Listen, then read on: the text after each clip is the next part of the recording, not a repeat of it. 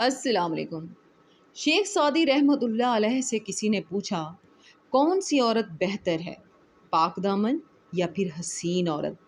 فرمایا حسین عورت سے پاک دامن عورت بہتر ہے، کیونکہ حسین عورت جواہرات کا صرف ایک ٹکڑا ہوتی ہے، جبکہ پاک دامن عورت پورا ایک خزانہ۔ آج کا سبق شروع کرتے ہیں۔ پناہ مانگتی ہوں اللہ کی شیطان مدعوس سے۔ شروع اللہ کا نام لے کر جو بڑا مہربان نہایت رحم والا ہے۔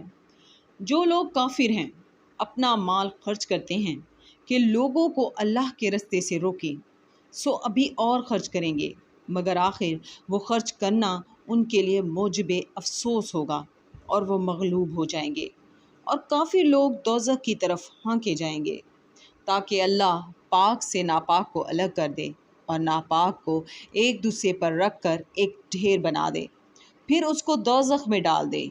یہی خسارہ پانے والے ہیں۔